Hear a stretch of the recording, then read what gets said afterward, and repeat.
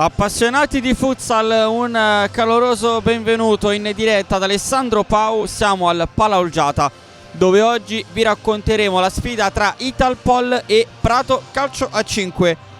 Ha preferito allora rilanciarla dove non c'era nessuna attenzione. Basile costretto ad indietreggiare e mettere la palla in calcio d'angolo. Italpol che può sfruttare un buon pallone da calcio piazzato con Paulinho, palla alzata al volo Ippoliti, e stavolta Buti non può nulla, è 1-0 per l'Italpol. Ippoliti con un mancino al volo delizioso fa 1-0 per i suoi.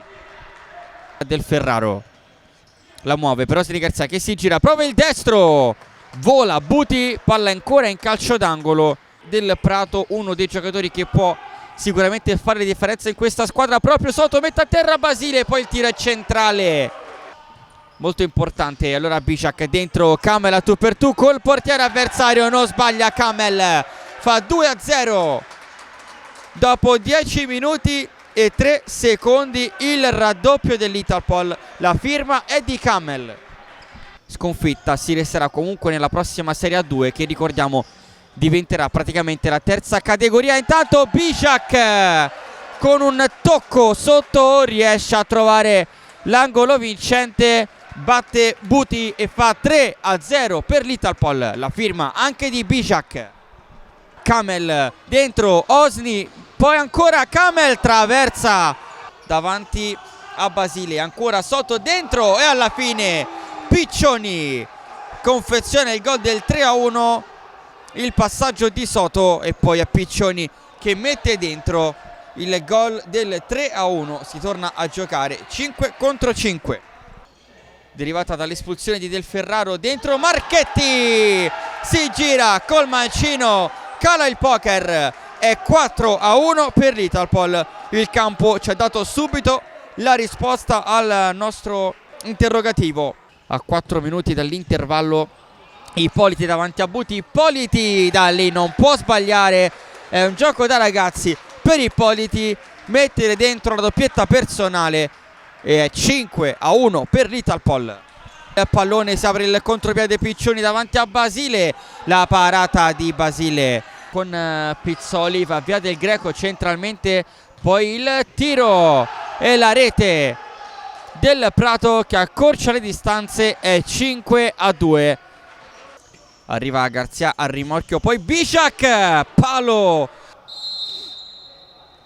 parte Garzia, lascia il tocco Ippoliti, Paulinho, schema eseguito alla perfezione, Paulinho non sbaglia e fa 6-2 per l'Italpol.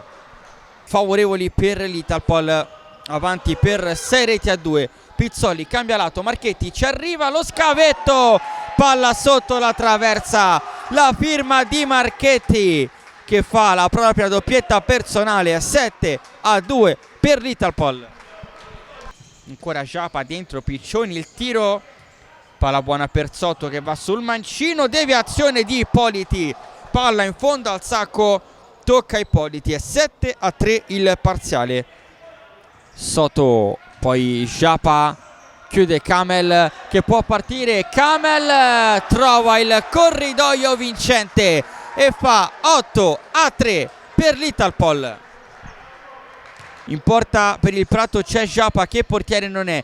Bishak in area di rigore, Bishak mette a terra il portiere avversario, poi colpisce un palo clamoroso, poi c'è un brutto scontro, è andato a terra un giocatore del Prato, ancora un legno colpito da Ippoliti.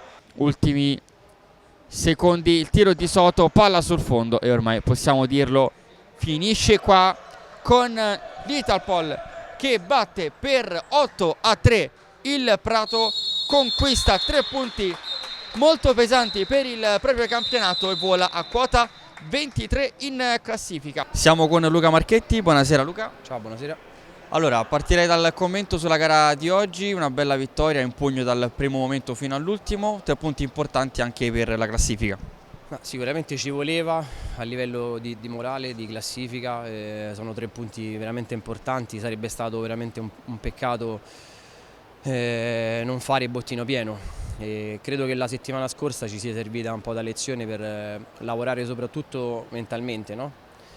Perché troppi cali di tensione, troppi cali mentali hanno comunque condizionato una classifica che oggi secondo me poteva essere a ridosso delle prime 4 e invece purtroppo ci troviamo a rincorrere, però insomma il campionato è abbastanza lungo ancora. L'importante è affrontare le gare come quella di oggi.